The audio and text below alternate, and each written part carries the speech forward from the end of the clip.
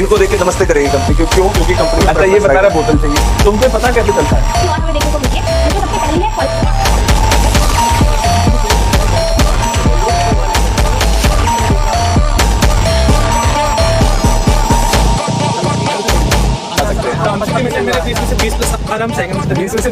है सबसे सुंदर और सबसे प्यारे चैप्टर पर आते हैं जिसका नाम क्या है।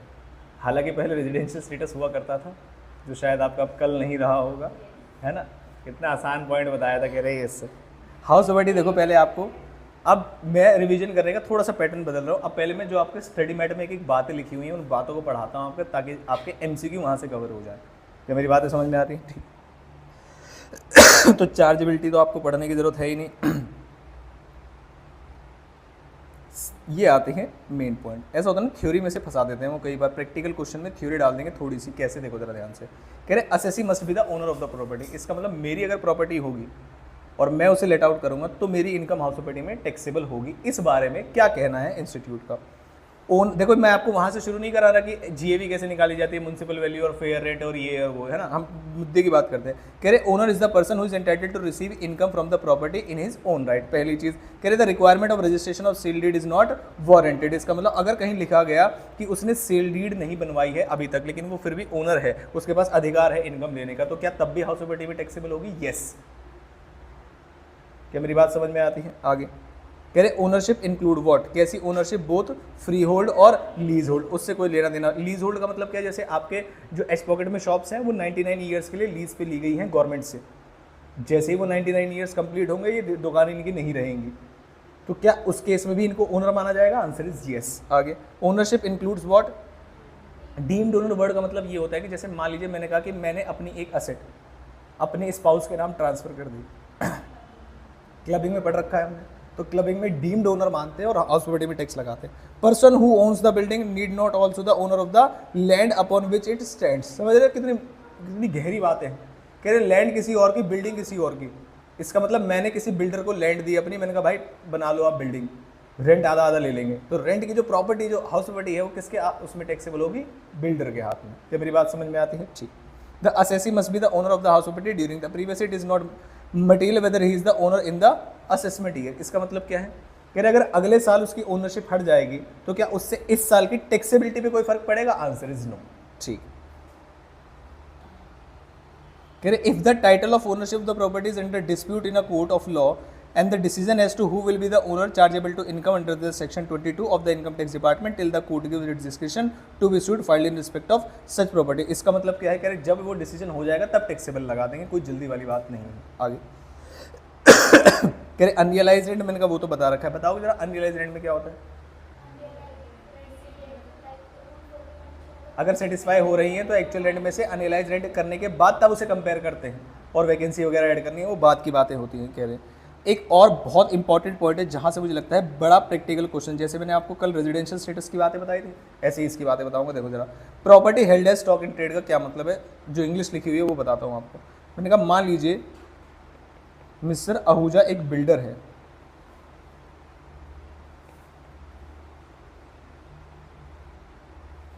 मैं जो भी चीजें आपको बता रहा हूँ this is application of the provision, जहां से क्वेश्चन एग्जाम में घुमाता है। That's it. तो मैंने कहा एक बिल्डर है,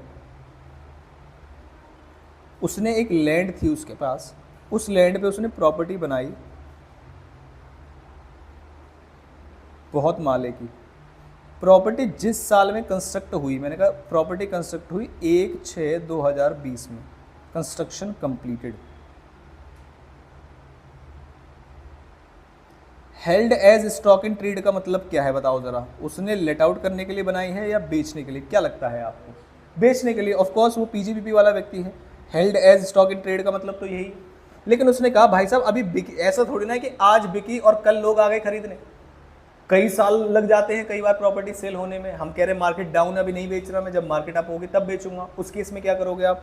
तो उसने कहा भाई साहब आप एक काम करना, इनको मैं लेट आउट कर देता हूँ। मैंने कहा 1/7/2020 से मैं इसको लेट आउट कर दूंगा तब तक जब तक वो बिक ना जाए। तो इसकी जो इनकम है वो कहाँ टैक्सेबल होगी? क्योंकि उसका बेचने का बिजनेस है, रेंट पे चढ़ाने का बिजनेस नहीं। क्या मेरी बात समझ में आती है? फिर सवाल यह है, मैंने कहा एक बात बताओ, अगर वो किसी को नहीं, वो खाली छोड़ रहा है इसको, वेकेंट है, नहीं चढ़ा रहा रेंट पे, तो बताओ जरा आपको क्या लगता है गवर्नमेंट क्या इसे डीम्ड लेट आउट मानेगी या नहीं मानेगी? आप बताओ।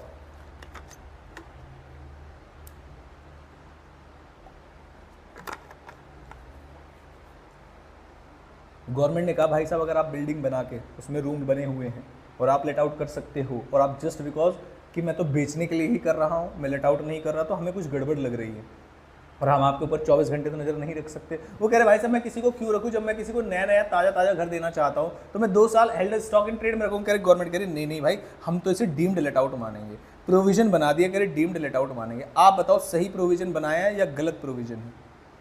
बताओ। कह रहे डीम्ड लेट आउट वर्ड का मतलब समझे, आपको एक्चुअलेंट आ नहीं रहा होगा लेकिन हम जीए भी निकाल लेंगे। कैसे? Municipal value, fair rent, standard rate सबसे निकाल लेंगे। कह रहे ये कोई बात हुई, ये तो बदतमीजी हो गई। कह रहे हाँ हम तो करेंगे। आप बताओ सही किया गवर्नमेंट ने या गलत किया? पहले आप बताओ आपकी क्या राय है इस पर? हाँ जी, गलत या सही राय देनी है भाई। गलत किया। और गवर्नमेंट ने कहा चलो ठीक है, जब आप जैसे समझदार लोग कह रहे हैं गलत किया तो हमने गलत किया, तो उसने कहा एक काम करते हैं आपको मौका देते हैं। मौका ये दिया हमने कि जिस साल में कंस्ट्रक्शन कंप्लीट हुई आप उस साल के एंड में चले जाओ। मैंने कहा एंड कब आएगा इसका? 31 मार्च 2021, और आपको हम 2 साल तक कुछ नहीं कहेंगे। यानी कि if the construction is completed in a particular year, तो from the end of such year अगर आप अगले 2 साल तक उसे चाहे ना बेचे चाहे किराए पे ना चढ़ाए, हम डीम्ड लेट आउट नहीं मानेंगे। लेकिन भाई 2 साल अगर हो गए और ना तो आप बेच रहे हो ना आप किराए पे चढ़ा रहे हो, तो एक रैशनल व्यक्ति तो यही करेगा ना कि जब बिक नहीं रहा तो किराए पे चढ़ा दो। तो गवर्नमेंट ने कहा अगर आप 2 साल तक उस डेट से या उस डेट के एंड से, जैसे कंस्ट्रक्शन विद इन 5 ईयर्स वाला पॉइंट है ना इंटरेस्ट ऑन लोन वाला, कि लोन लेने से या कंस्ट्रक्शन खत्म होने से, कंस्ट्रक्शन कंप्लीट हो जानी चाहिए। आप सुनो जरा ध्यान से। मैंने कहा एक बात बताओ, तो 2 साल का गवर्नमेंट ने टाइम दिया है, क्या अब आपको प्रोविजन थोड़ा ठीक लग रहा है कि भाई अगर किसी बिल्डर ने कोई कंस्ट्रक्शन कर ली है हाउस प्रॉपर्टी की और 2 साल तक ना तो उसे सेल किया गया, बस हेल्ड कर रखा है as a stock in trade, stock in trades में हेल्ड किया हुआ है, ना लेट आउट कर रहे, तो गवर्नमेंट ने कहा 2 साल तक अगर आप लेट आउट कर देते हो तो ठीक है, लेट आउट करोगे तो हम क्या करेंगे, हाउस प्रॉपर्टी में कर लेंगे, सेल करोगे तो पीजीपी की इनकम माने, कुछ नहीं करोगे तो भाई हम 2 साल तक का वेट करेंगे, कोई टैक्स नहीं लगाएंगे। लेकिन जैसे ही 2 साल खत्म होंगे आपके, उसके अगले दिन से उसे डीम्ड लेट आउट मान लेंगे, after the expiry of 2 years from the end of the year in which such property was constructed. आइए आपको लॉजिक समझा पाया मैं, ये रटने वाली बातें नहीं है। अब देखो इंग्लिश में क्या लिखा हुआ है, कह रहे annual value of the house property will be chargeable to head under the income from house property where it is held by the SSC as stock in trade of a business also. ये है गलत बात। गलत बात का मतलब भाई तुम गलत करे, उसने कहा रुक जाओ, फिर क्या बताया उसने, however the annual value of the property being held as what stock in trade would be treated as nil for a period of 2 years। यानी कि हम डीम्ड लेट आउट नहीं मानेंगे, निल मान लेंगे उसको, ठीक है। From the end of the financial year in which certificate of completion of construction of the property is obtained from the end of the financial year, आगे बाय द कंप्लीट होता है if such property is not let out during such. अगर let out कर दिया तो ठीक है ना, लाओ आप हाउस प्रॉपर्टी इनकम, नहीं लेट आउट कर रहे तो हमें दिक्कत है। क्या मेरी बातें समझ में आती है? ठीक। Where the assessee is a builder और construction company, the house property would be stock in trade and rental income from there would be income from house property. However where the assessee is engage in the business of letting out of property from them assessable under किसमें, PGBP में। तो यहाँ पर जो वो builder जब stock in trade में रख रहा है तो उसका मतलब उसकी हाउस प्रॉपर्टी की बेचने का बिजनेस है, जो मैं आपको समझा रहा था। क्या मैं आपको अपनी बात समझा पाया? पक्की बात है। अगर ये पॉइंट है वो प्रैक्टिकल क्वेश्चन में डाल दे तो म्युनिसिपल वैल्यू, जीएवी, जितनी भी चीज़ें हैं सब धरी की धरी रह जाएंगी। मेरी बात समझ में आती है? तो ये एप्लीकेशन बेस वाला पॉइंट है जो मैंने आपको बताया। मतलब आपका प्रोविजन आपको आना चाहिए, लेकिन कहाँ लगाना है ये ध्यान रखना है। ये मैं आपको वो बातें बता रहा हूँ जब इंस्टीट्यूट इंटेंशनली चाहता है कि इस बार बच्चे इस वाले पेपर में फेल हो जाए, और हर बार एक ना एक पेपर ऐसा बना देते हैं वो। आप भी जानते हो इस बारे में, अपने सीनियर से भी सुना होगा। तो जब अगर आप पर्सनली मुझसे बोलेंगे कि सर बताओ जरा बच्चों को फेल कराना है, 3 क्वेश्चन ऐसे दो जो बच्चे हर बार उसमें क्या नाम है करके जाते हैं, 3 क्वेश्चन ऐसे बता दो हमें तो मैं बोलूँगा रेजिडेंशियल स्टेटस प्लस स्कोप सब रट के जाते हैं, आप उसमें ये वाला पॉइंट डाल दो डीम्ड रेजिडेंट वाला, हो गई गड़बड़। और उसमें 2 वाला डालना हस्बैंड वाइफ वाला, आया शादी तो चांसेस हैं गलती होने के। अगर किसी ने नहीं पढ़ा होगा मैं गारंटी देता हूँ आधा घंटे लेके बैठा रहेगा वो भी नहीं होगा सॉल्व। मेरी बात समझ में आती है? अगर मैं चाहता हूँ किसी को यहाँ फेल कराऊँ तो मैं ये वाली बात बता दूँगा, मैंने कहा भाई ये डाल दो, क्या मेरी बात समझ में आती है? ठीक, तो मैं 2 बातें आपको बता चुका हूँ। नेक्स्ट पॉइंट आता है किसका, what is the meaning of composite rent. कह रहे जब आप हाउस के साथ साथ कुछ फर्निशिंग आइटम्स भी प्रोवाइड करते हैं, जैसे आपको भी पता होगा जहाँ पर भी आप रहते हैं वहाँ पर 2 तरीके के रेंट पे चीज़ें मिलती हैं। ऐसे भी गेस्ट हाउस टाइप के लोगों ने बनाए हुए हैं जिसमें आप जाइए, बस कुछ नहीं करना आपको, वाईफाई, टीवी, है ना, अलमीरा, सब कुछ। वो क्यों बनाया गया? वो कहते हैं हम कहीं बार बार चेंज करते रहते हैं रूम, तो इधर से पहले लोड करो, उधर से अनलोड करो, और दूसरा जिसका घर है उसमें भी डर होता है टूटने वगैरह का कि भाई ये सामान ला रहे, ये ला रहे, घर भी खराब होता है उससे। तो कई सारे यंगस्टर्स अपने घर को छोड़ के आते हैं यहाँ पर, क्या नाम है, रहते हैं, तो फर्निशिंग आइटम्स की चीज़ें उन्हें प्रोवाइड कर दी जाती है। अब प्रॉब्लम ये आई कि एक तो हाउस की वैल्यू अलग होती है, फर्निशिंग आइटम्स की वैल्यू अलग होती है। और जब हमने हाउस प्रॉपर्टी का चार्जिंग सेक्शन पढ़ा था 22, उसमें बोला था annual value of the property, not the furnishing items. तो हम फर्निशिंग आइटम्स का जो रेंट है वो कभी भी अपने यहाँ पर हाउस प्रॉपर्टी में टैक्स नहीं लगा पाएंगे। तो मैंने कहा पता है प्रॉब्लम कहाँ आएगी आपको, आप सोचो जरा।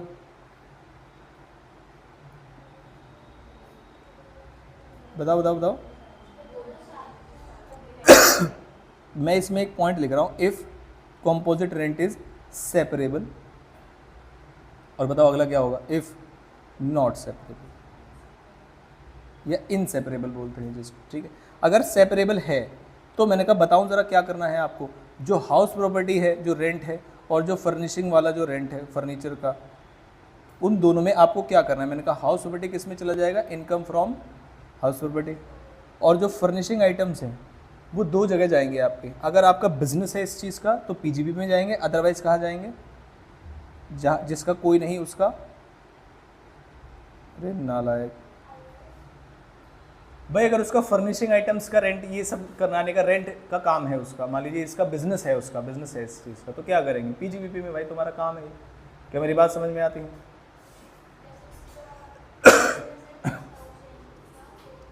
पीजीबीपी में जाएगा। नॉर्मली मैंने अपने घर में एक फ्लोर में फर्निशिंग आइटम्स लगाए हुए हैं, मैंने कहा 10,000 का रूम है और 5,000 फर्निशिंग आइटम्स के, तो क्या होगा, 10,000 जाएंगे किस में, हाउस प्रॉपर्टी में, और 5,000 आईओएस में, क्योंकि मेरा काम नहीं है। क्या मेरी बात समझ में आती है? लेकिन मैंने कहा अच्छा ये तो प्रॉब्लम, अगर सेपरेबल नहीं है तो आप बताओ। वापस जीएसटी से बाहर आ जाओ। तो उसने कहा इधर जाएगा आपका पीजीबीपी में या फिर जाएगा आपका आईओएस में। अगर एक रेंट ऐसा है जिसे हम अलग ही नहीं कर पा रहे हैं तो उस रेंट को उठाओ और आईओएस में ले जाओ। इससे गवर्नमेंट का क्या फ़ायदा है, गवर्नमेंट कह रही कोई स्टैंडर्ड डिडक्शन ये सब क्यों देंगे फिर हम, वो तो हाउस प्रॉपर्टी में मिलती है। क्या मेरी बात समझ में आती है आपको? ठीक, ये था हमारा कॉम्पोजिट रेंट। यहाँ पर उसने बता दिया है एट्रीब्यूटेबल वगैरह, आप पढ़ना चाहें तो पढ़ सकते हैं, कोई दिक्कत वाली बात नहीं है। स्प्लिटिंग आपका मतलब समझ में आ गया, आप रेंट को अलग अलग करना चाहते हैं, सेपरेबल होगा, इनसेपरेबल होगा, तो क्या होगा, सारी चीज़ें इसमें लिखी हुई मैंने आपको बता दी हैं, ठीक है, इसमें इंग्लिश पढ़ने की जरूरत नहीं है। यहाँ पर लिखा है income from house property situated in outside India. मैंने कहा भाई हमने रेजिडेंशियल स्टेटस प्लस स्कोप दोनों पढ़ लिए हैं। अगर कोई आरओआर है तो चाहे house property outside India situated है और इनकम भी वहीं मिल रही है, तब भी हम टैक्स कहाँ लगाएंगे, इंडिया में। लेकिन अगर वो एनआर है या फिर आरएनओआर है, तो अगर house property situated outside India है then rent must be received in India for the purpose of taxability in India. क्या मेरी बात समझ में आती है? ठीक है, ये शायद आपको पहले से पॉइंट पता होगा। मैंने कहा इन case of resident in India, यानी कि आरओआर की बातें कर रहे हैं, चाहे वो इंडिविजुअल है या एचयूएफ है, income from house property situated outside, ये तो बात बताई दी ना उसने, हाउस प्रॉपर्टी आउटसाइड सिचुएटेड है, is taxable whether such income is brought to India और नॉट। क्योंकि ये किसकी बात कर रहे हैं, आरओआर की। और क्या ब्रॉट टू इंडिया से कोई फर्क पड़ता है? नहीं भाई, रिसीव्ड होना चाहिए, गलत लिखा है प्रोविजन। आगे, in case of non resident या फिर resident but not in India, income from property situated outside India is taxable only if it is received in India. ये वर्ड सही लिखा है। क्या मेरी बात समझ में आई, क्या चल रहा है? Yes, determination of annual value. मैंने कहा ये मैं तुम्हें आपको नहीं बताऊंगा कि ये सब बताओ मैं आपको और आपका टाइम वेस्ट करूं। एनुअल वैल्यू कर लिए आप, मैं आप पे पूरा भरोसा करता हूं। एक पॉइंट आता है सेल्फ ऑक्यूपाइड का और अनऑक्यूपाइड, और मैं आपको टैक्स ट्रीटमेंट भी बताऊंगा। इसमें मैंने बताया था ना बाय डिफॉल्ट में किस चैप्टर में क्या फर्क पड़ेगा, तो अब रिवाइज करें तो मैं बताऊंगा क्या फर्क पड़ेगा, 1 मिनट के अंदर बता दूंगा क्या फर्क पड़ेगा। क्या मेरी बात समझ में आती है? देखो, हाँ जी,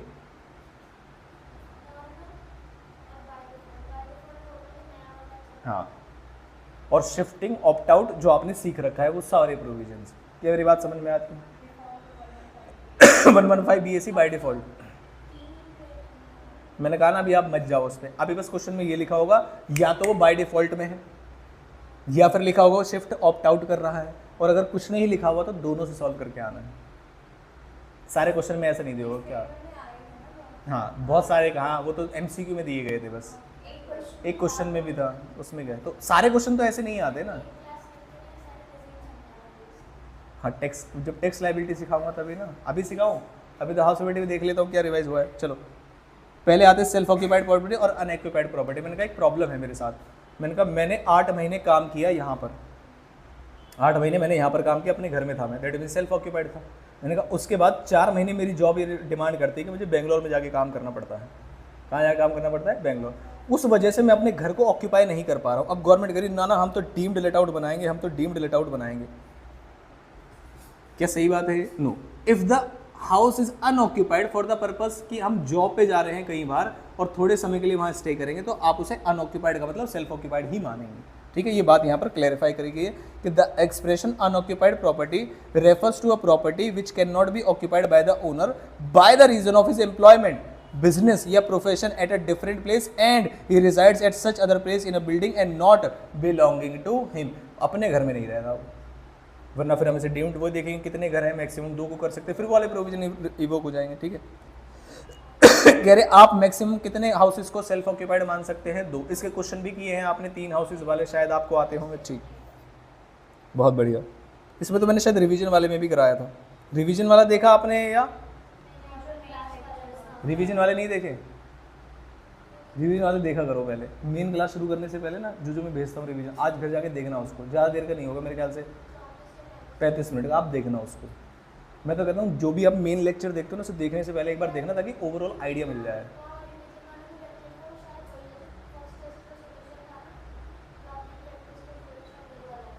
चेक कर लेना एक बार, शायद चेक करना जरा, वो सॉल्यूशन ही है क्या? नहीं, कोई भी अगर ऐसा चैप्टर है जिसको मैं रिवाइज करा रहा हूँ वहाँ पे, तो आप देखा करिए, उसमें कोई ना कोई इंपॉर्टेंट बात पता चल जाए।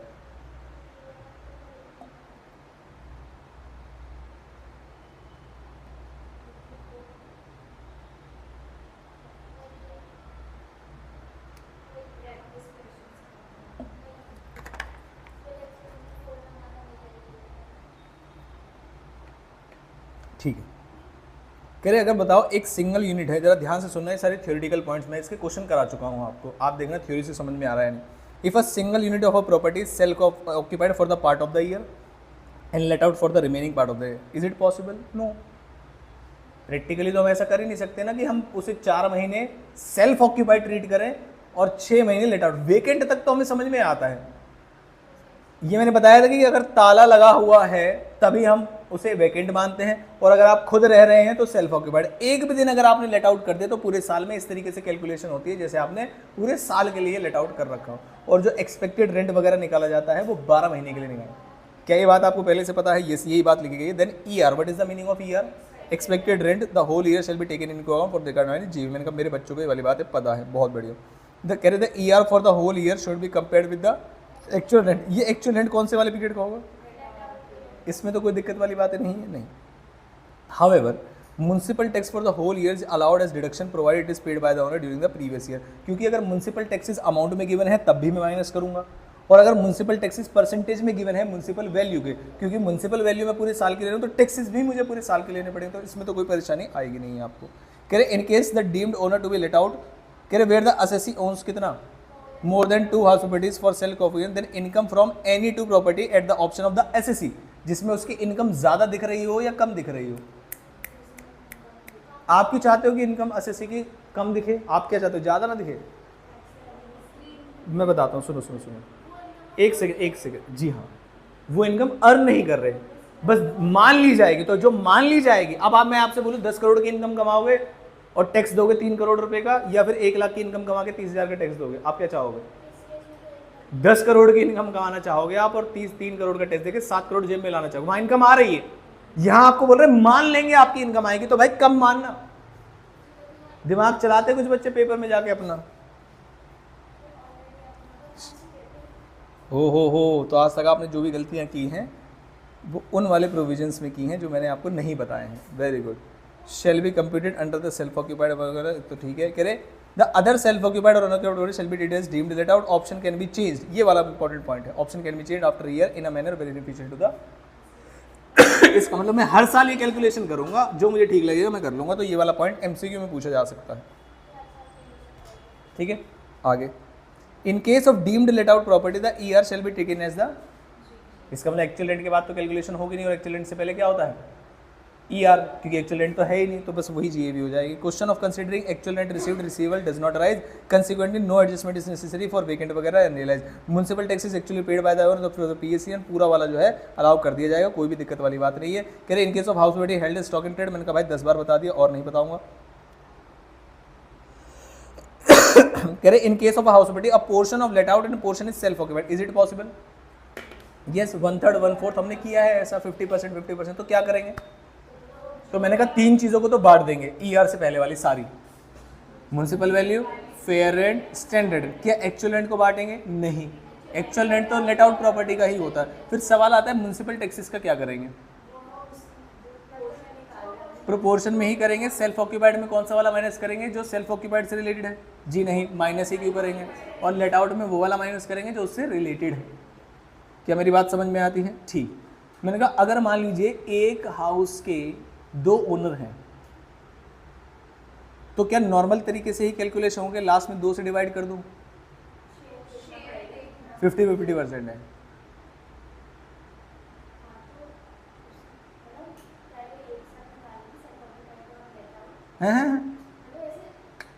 लेट आउट है पूरा घर, 50% का एक ओनर है, 50% का दूसरा ओनर है। मैं ये कह रहा हूं मैं नॉर्मल सॉल्व करूंगा और लास्ट में 2 से डिवाइड कर दूंगा। क्या मैं गलत कह रहा हूं?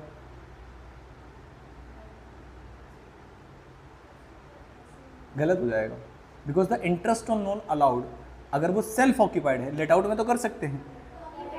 तो सेल्फ ऑक्यूपाइड का पता है आपको? बताओ फिर। अभी तुम्हें पीटूंगा, रुक जाओ, आप रुको, आप बताओ। सेल्फ ऑक्यूपाइड है, 2 ओनर है। सर फोड़ दूंगा अगर मुझे गलत साबित करने की कोशिश की तो। हाँ अभी बताता हूँ। सेल्फ ऑक्यूपाइड है, एक पूरा घर, 2 ओनर हैं उसके, तो क्या लास्ट में जो भी इनकम, अब इनकम तो आएगी नहीं, लॉस आएगा, तो जो भी लॉस आ रहा है क्या उसे 2 से डिवाइड करके दोनों का अलग अलग, क्योंकि लेट आउट में भी मैं ऐसे ही करता हूँ, तो जब नुकसान है वो भी दोनों में बंटना चाहिए। अब आपको मेरी रिएक्शन से लगेगा कि ये आंसर नहीं है, आपको जो बुद्धि कह रही है वो बताइए।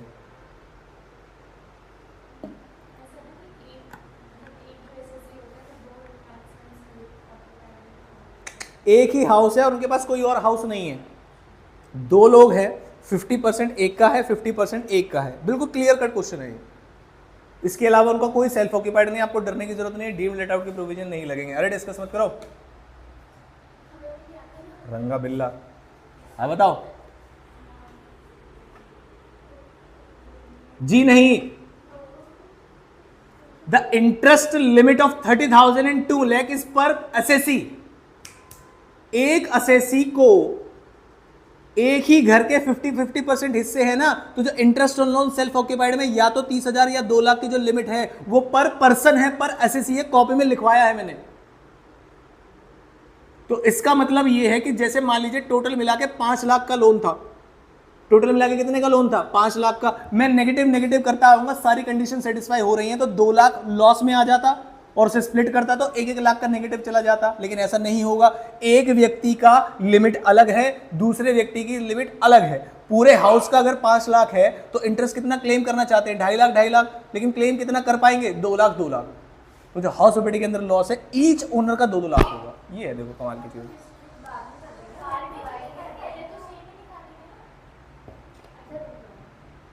जब आप एक बार निकालोगे तो क्या 4 लाख माइनस कर सकते हो आप हाउस सेल्फ ऑक्यूपाइड में? आप सेल्फ ऑक्यूपाइड में पहले, अच्छा तो पूछो, सेल्फ ऑक्यूपाइड में इंटरेस्ट ऑन लोन की लिमिट क्या है? 30 और 2 लाख। तो जब मैं नॉर्मल सॉल्व कर दूंगा उसको, एक ही हाउस का लोन मैक्सिमम 2 लाख, तो फिर तो 1-1 लाख बटा ना, it will be a wrong calculation. जब जो मुझे वो जो 2 लाख की लिमिट है वो पर हाउस नहीं है, ध्यान रखना, वो पर असेसी है। इसका मतलब ये है कि अगर मैं 2 हाउस को सेल्फ ऑक्यूपाइड ट्रीट कर रहा हूं तो मैक्सिमम जो मेरा इंटरेस्ट ऑन लोन जाएगा दोनों हाउस का मिलाकर 2 लाख जाएगा। पहले ये बात समझ में आती है आपको? लेकिन अगर एक ही घर के 2 हिस्सेदार हैं तो दोनों हिस्सेदारों को 2-2 लाख रुपए मिलेगा, मतलब जो 2 लाख की लिमिट है वो पर असेसी है, नॉट पर हाउस। पहले मैंने जो बताया वो समझ में आया आपको? अब आप अपना डाउट पूछो।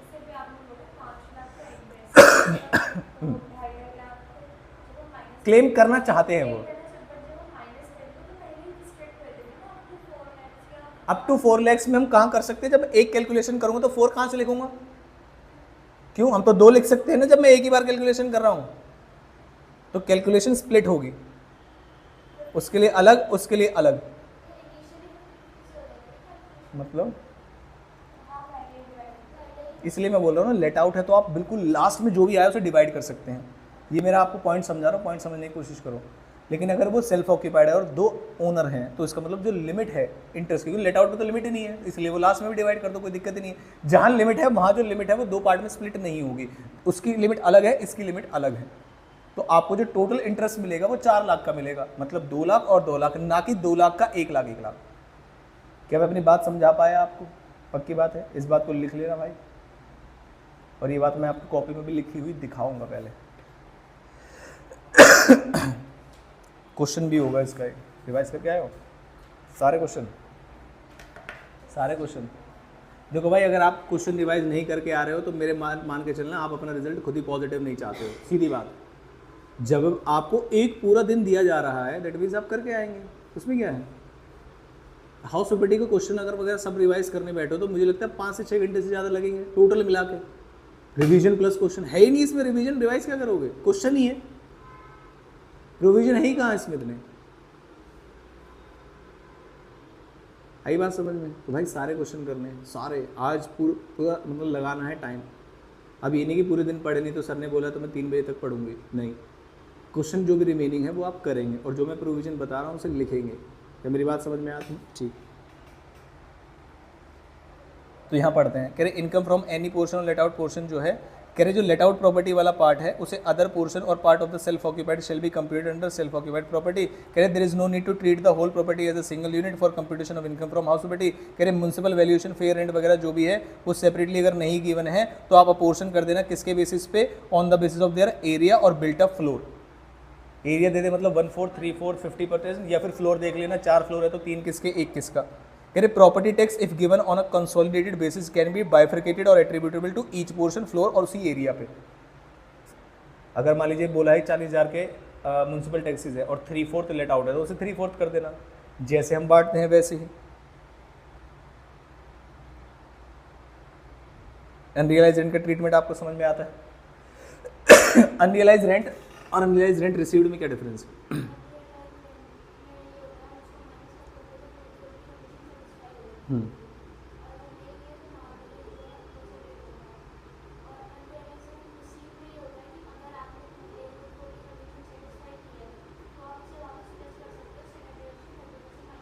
ठीक है,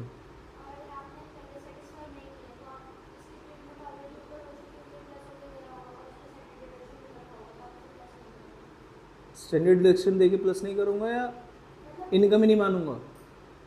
एक सेकेंड,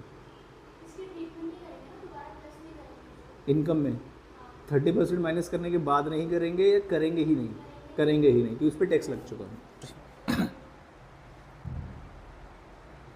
प्रॉपर्टी टैक्स में क्या आता है ये मैंने बता दिया है, ओनर पे करेगा ये मैंने बता दिया है। डिडक्शन की बातें मैंने आपको बता दी है। 30% इंटरेस्ट, इंटरेस्ट की बातें बताऊं क्या आपको? कैसे निकालते हैं बताओ ज़रा, कैसे निकालते हैं? इंटरेस्ट निकालने के तरीके में क्या बदलाव आएगा जब सेल्फ ऑक्यूपाइड होगा या लेट आउट होगा?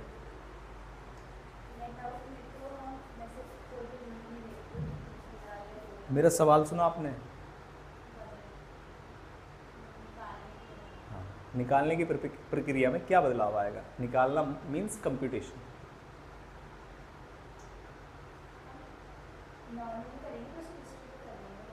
कंप्यूटेशन में क्या चेंज आएगा? No change. मैं आपसे पूछ रहा हूँ इंटरेस्ट कंप्यूट करने में क्या चेंज आएगा? प्री पोस्ट निकालना ये सब करने में क्या चेंज आएगा? No change.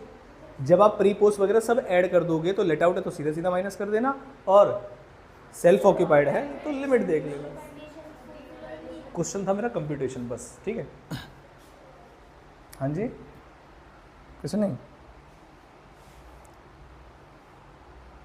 अब मैं आपको बताता हूँ भाई ये 115 BAC का क्या चक्कर है और हाउस प्रॉपर्टी पे इसका क्या इंपैक्ट पड़ने वाला है। क्या मेरी बातें समझ में आती है? ध्यान से देखना।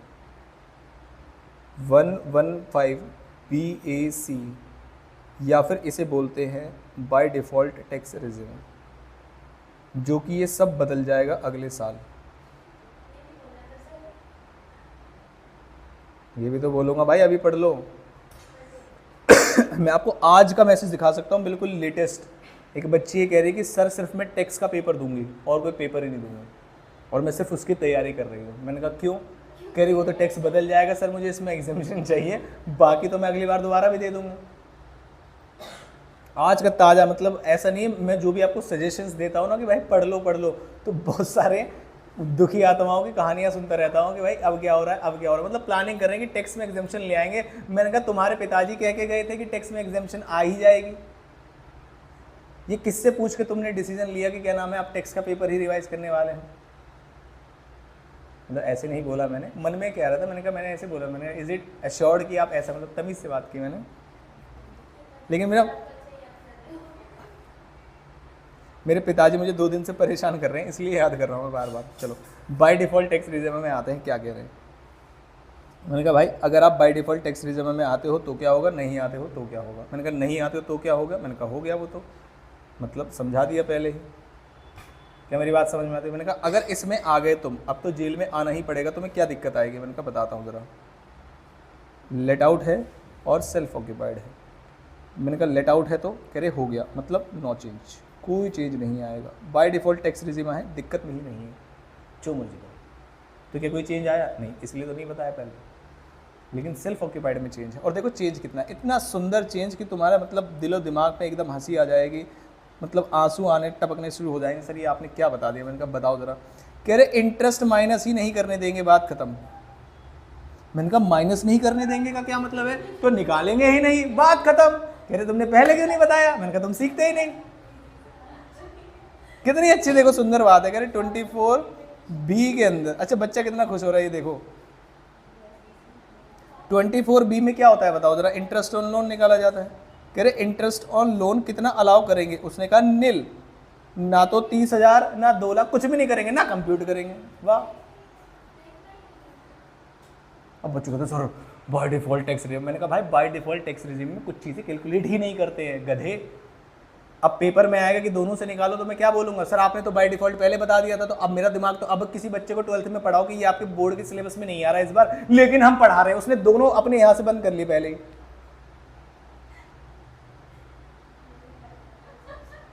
क्या चीज़?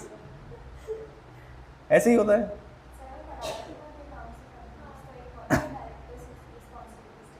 आपके में है नहीं, वो है।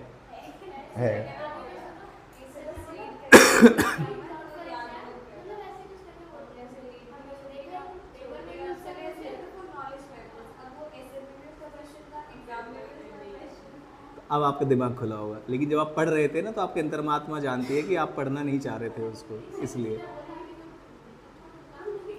बस इतना ही पॉइंट है। पहले मेरी बात समझ में आती है और इसी से रिलेटेड है, इसलिए बता रहा हूँ। जब आप सेट ऑफ का क्वेश्चन करने लगेंगे तो सेट ऑफ के क्वेश्चन में एक होता है इंट्रा हेड एडजस्टमेंट और एक होता है इंटर हेड। मेरे ख्याल से थोड़ा थोड़ा तो याद होगा। इंट्रा में मतलब जो अपने हेड से कैलकुलेशन करते हैं, और इंटर हेड का मतलब जब दूसरे के उस पर कैलकुलेशन करने जाते थे और बार बार गलती करते थे कि मैक्सिमम लिमिट 2 लाख की थी, याद है आपको? जब दूसरे घर से हम एडजस्टमेंट करने जाते थे सेट ऑफ करने के लिए हाउस प्रॉपर्टी की, जो मैक्सिमम इंटरेस्ट की जो हमारी इंटरेस्ट जो लॉस होता था जो भी है, वो कहाँ करते थे? सैलरी से भी कर सकते थे अगर आप, और 2 लाख ही करते थे, बार बार उसी की वजह से गलती आ रही थी। तो उसने कहा इंटर हेड एडजस्टमेंट अलाउड नहीं है। बस ये 2 बातें बतानी थी मुझे आप। हाँ जी, ये बस खत्म हो गया। बाय डिफॉल्ट टैक्स रेजिम का इम्पैक्ट ऑन हाउस प्रॉपर्टी, बस बात खत्म। इसका मतलब ये है कि लेट आउट है तो मैंने कहा बाय डिफॉल्ट हो या कैसे भी हो ऐसे ही निकलेगा। पहली चीज़ मैंने कहा अगर सेल्फ ऑक्यूपाइड है तो ब्याज निकालो ही मत। और कभी अगर आपके क्वेश्चन में लिखा हो ना अदर इनकम भी गिवन है, कंप्यूट द टोटल इनकम, तो उस केस में जो भी लॉस आया होगा, 1 रुपये का भी लॉस, 1 रुपये का भी लॉस किसी और हेड से एडजस्ट नहीं कर सकते। अब मैंने कहा लॉस आएगा कैसे? फिर भाई लेट आउट ही रहा होगा तभी लॉस आया होगा, क्योंकि इसमें तो हमने निकालना ही नहीं दिया आपको। खत्म हो गया बाय डिफॉल्ट टैक्स रेजिम, इसलिए नहीं बताया था मैंने आपको। क्योंकि बच्चा पता है क्या कहता है, मैं इस वाले को अच्छे से समझ लेता हूँ और भगवान से उम्मीद करूँगा कि ऐसा ही आए। क्या? हाँ हाँ, मैं भी जब पार्टनरशिप पढ़ता था तो उसमें आता था एडजस्टमेंट ऑफ पार्टनर्स कैपिटल से, तो मुझे एक बार में नहीं आया तो समझ में, तो दो चीज़ें की मैंने। पहले मैंने उसे दोबारा पढ़ने की कोशिश की, नहीं हुआ, तो फिर मैंने बस प्रार्थना करने की कोशिश की, और क्या किया। इसलिए तो भाई मैंने आपको सारा पढ़ा रखा है।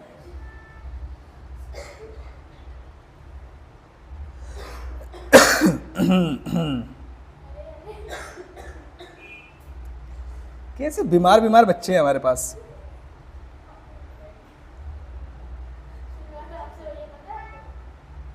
मेरे से नहीं हुई भाई, ये दुनिया में चल ही रहा है, बस मेरा ज़्यादा खिंच रहा है। हाँ, मुझे एक्चुअली में जो एलर्जी है ना मुझे अपने जीवन में, वो है मक्कार बच्चों से, मक्कार लोगों से जो मेहनत नहीं करना चाहते। क्या?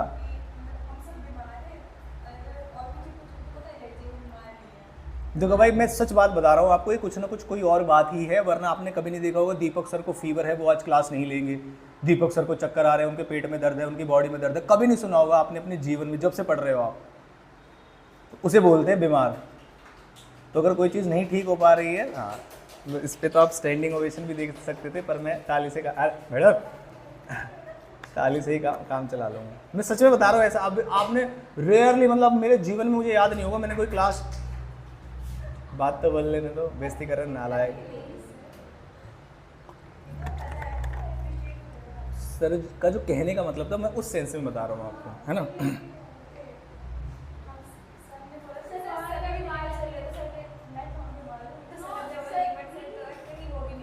हाँ बीमार, तो ये कोई बीमारी थोड़ी हुई।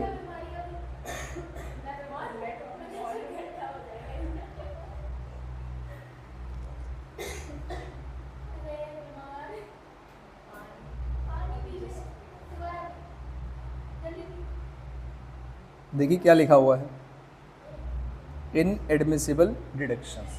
What is made by inadmissible deduction? कह रहे ऐसी डिडक्शन जो हम अलाउ नहीं करेंगे। अब वो किस चीज़ की है? कह रहे अगर आप चाहते हैं कि आप interest chargeable under this axis payable outside India, यानी कि जो आप इंटरेस्ट पे कर रहे हो वो आपने जो लोन लिया है वो आउटसाइड इंडिया लिया है, तो ब्याज भी कहाँ पे करोगे? आउटसाइड। तो क्या आउटसाइड इंडिया से लोन लेने से कोई मनाही है? Answer is no. पहली चीज़ तो अब आप पे कर रहे हो उसे इंटरेस्ट को कहाँ पर? Outside India. तो कह रहे क्या मना है? नहीं। अब आपको मैंने पढ़ा रखा है कि कोई भी पेमेंट जब आउटसाइड इंडिया करते हैं तो जब तक उसका टीडीएस माइनस नहीं करते तो पीजीबीपी में अलाउड नहीं करते थे। पीजीबीपी में जब खर्चे माइनस करने होते तो कोई भी पेमेंट अगर आप आउटसाइड इंडिया कर रहे हैं तो उसमें 30% की डिडक्शन अगर आपने माइनस कर रखी है तो पूरा खर्चा अलाउड होता था। याद करो आप, ठीक। तो उसने कहा tax has not been paid और deducted from such interest and irrespective of where there is no person in India who may be treated as an agent। इसका मतलब अगर एजेंट है यहाँ पर और मैं उसको पे कर दूँ इसलिए मैंने टीडीएस नहीं काटा तो एक अलग बात है। इसका मतलब इंडिया से बाहर पेमेंट हो रही है, उसका कोई एजेंट इंडिया में अवेलेबल नहीं है और आपने टीडीएस नहीं काटा, तो क्या 30% इस अलाउ करेंगे? खर्चा ही अलाउ नहीं करेंगे। तो अब मान लीजिए आपका इंटरेस्ट है पेबल आउटसाइड इंडिया है और आपने टीडीएस डायरेक्ट नहीं किया और लेट आउट प्रॉपर्टी है तो माइनस नहीं होगा। अब ये पॉइंट मैं क्या करूँगा भाई, बच्चे को कैलकुलेशन से भटकाओ और ये वाला पॉइंट डाल दो, interest is paid outside India. बस बच्चे को नई एडजस्टमेंट चाहिए और उसमें 50 दिमाग लगा देगा अपने, क्या हो सकता है, क्यों दी होगी उसने। क्या बात समझ में आ गई? इसमें जो हाउस बेटे का रिवीजन मेरा आपको जो आज बुलाने का मकसद है, उद्देश्य है, वो ये है कि मैं आपको वो बातें बता दूं जो पेपर में मुश्किल कराई जा सकती है। बात खत्म। कह रहे अनरियलाइज रेंट का क्या होगा, रेंट रिसीव्ड मैंने का सब बता रखा है आपको। एरियर्स ऑफ रेंट क्या होता है, रिसीव्ड क्या होता है, अनरियलाइज क्या होता है। अच्छा, कह रहे को ओन्ड प्रॉपर्टी में क्या होता है, मैंने कहा अभी बताता हूँ, मैंने अभी बताया अपने बच्चों को, उनका भी डाउट क्लियर किया। पढ़ते हैं एक बार। कह रहे where the property is owned by 2 or more person whose shares are definite and ascertainable then the income from such property can not be tax as income of an AOP. AOP मतलब association of person, नहीं मानेंगे, अलग अलग निकालेंगे। The share of each such को owner should be determined in accordance with section 22 to 25, मतलब normal तरीके से निकाला जाएगा, बाद में बांट देंगे। कह रहे where the house property is owned by co-owners is self occupied. यहाँ एकदम अलार्म बज जाना चाहिए कि भाई बच्चों को यहाँ ध्यान देना है कि अगर वो सेल्फ ऑक्यूपाइड हो तो क्या कोई और प्रोविजन है। मैंने कहा कहाँ देख रहा है नालायक। हाँ, each of the co-owner as the annual value of the property of each co-owner will be nil दोनों के लिए एनुअल वैल्यू निकालेंगे और नील कर देंगे उसको। Each co-owner shall be entitle to a deduction of either 30,000 और 2 लाख। कौन सा? ईच को ओनर। क्या मेरी बातें समझ में आती है? ठीक। एज द केस में भी अंडर सेक्शन 224 भी on account of interest on borrowed के लिए if they exercise the option of what? Shifting out of the default tax regime provided. इसका मतलब मिलेगा तभी जब आप डिफॉल्ट से बाहर आ रहे होगे, क्योंकि सेल्फ ऑक्यूपाइड अभी मना किया है मैंने, ना कैलकुलेशन होगी ना अलाउ किया जाएगा। कि जो भी बातें अब लिखी हुई हैं वो समझ में आ रही है। तो बताओ मैंने ये वाली बात आपको पहले क्यों नहीं बताई? बता रखी थी पहले, आप रिवाइज नहीं कर गए। ऑप्ट आउट वाली बात पहले नहीं बता रखी थी, लेकिन पर ओनर होता है ये मैंने आपको बता रखी है, ठीक है। However, carry the aggregate deduction of interest to each corner in respect of interest payable on a loan for owned house property and interest, if any, payable to a loan for another self-occupied property owned by him cannot exceed what? As the case may be। इसका मतलब उस व्यक्ति की अगर कोई और house property है तो उसका भी और इसका भी मिलाकर जो लोन है वो 30,000 और 2 लाख होगा, क्योंकि वो पर हाउस नहीं है, वो पर एसेट नहीं है, वो पर ओनर है या पर असेसी है, ठीक है। Here where the property owned by owner is let out, करे फिर क्या होगा कि income from such property shall be computed as if the property is owned by one owner। और लास्ट में क्या करें? thereafter the income so computed shall be apportioned among the each owner as per their specific share। 5 है तो 5, 3 है तो 3, 2 है तो 2, 1 है तो 1। क्या मेरी बात समझ में आती है? एक कहाँ से होगा? कह रहे हाँ।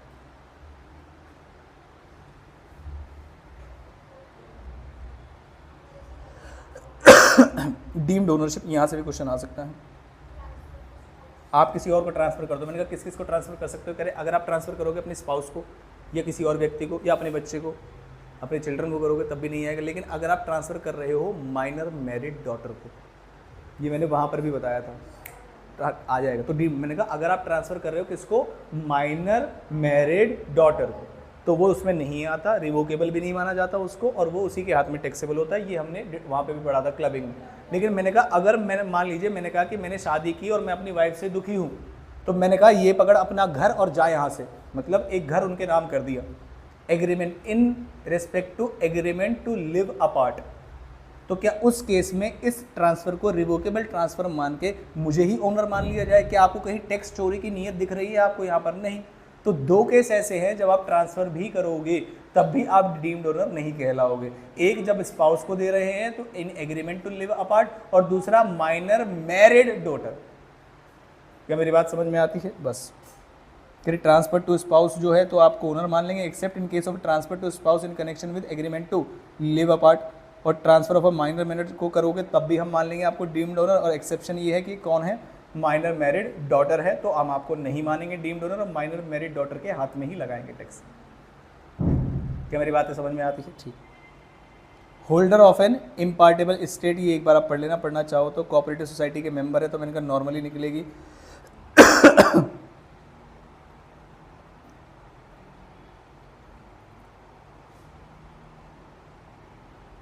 एक पॉइंट बताना चाहता हूँ मैं, इसका आपको पता नहीं कहाँ लिखा हुआ है। मैंने कहा मान लीजिए एक कोऑपरेटिव सोसाइटी के पास हाउस प्रॉपर्टी है और वो हाउस प्रॉपर्टी पता है किस किस के हाथ में है। तो किस किस के हाथ में है? मैंने कहा हाउस प्रॉपर्टी तो नाम है आपकी किसके? कोऑपरेटिव सोसाइटी के, लेकिन इसके जो शेयर होल्ड किए हुए हैं वो अलग अलग लोगों ने किए हुए हैं। तो जो अलग अलग लोग हैं इन्हीं को इसके डीम्ड ओनर मानेंगे।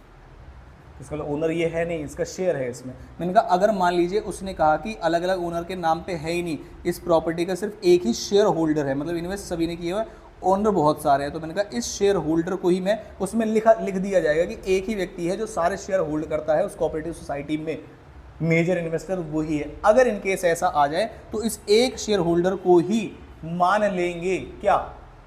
Deemed owner. मेरे पास क्यों फ़ोन कर रहा है नालायक?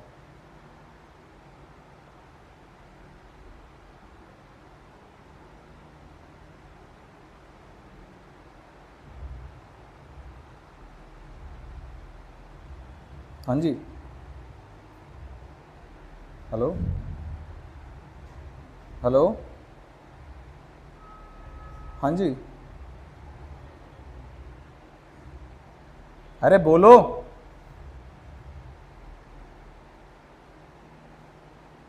अच्छा कर रहा हूँ। कितने की? ठीक।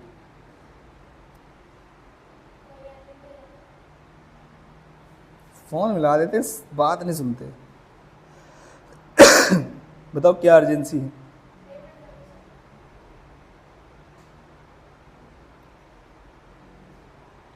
एक महाभारत में एक व्यक्ति थे दानवीर कर्ण।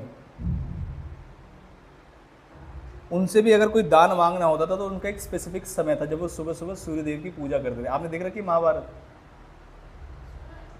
अरे घर में महाभारत का कारण ही महाभारत नहीं देख रहे, बताओ। पता है महाभारत देखी पूरी पूरी?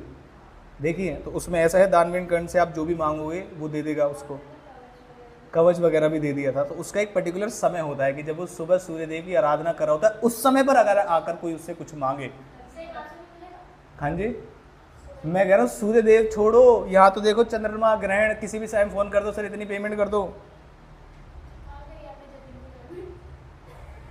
वो तो गधा है। मैंने कहा आपको कभी भी काम होगा स्कैनर भेज दो, भेज दिया उसने। कह रहा सर आपने झूठ बोला। मैंने कहा मैंने बोला ना स्कैनर भेज सकते हो, मैं देखूंगा और पेमेंट करूंगा, ये कहाँ बोला मैंने? ऐसे मैंने एक को बोला, मैंने कहा भाई कोई पुलिस वाला तंग करे तो फ़ोन कर देना आप मेरे पास। तो वो फ़ोन कर रहा था, मुझे पता था पहले से ही मैटर ये है, उनके पेरेंट्स का फ़ोन आ गया था पहले ही मेरे पास। तो वो फ़ोन कर रहा था, मैंने उठाया नहीं। कह रहा सर आपने तो धोखा दे दिया। मैंने कहा कैसे? कह रहे आपने तो कहा था कोई भी पुलिस वाला तंग करे आप फ़ोन कर देना। मैंने कहा तो यही तो बोला था फ़ोन कर देना। मैं उठा लूँगा और मैं आपका मैटर सॉल्व करा दूँगा, ये कब बोला?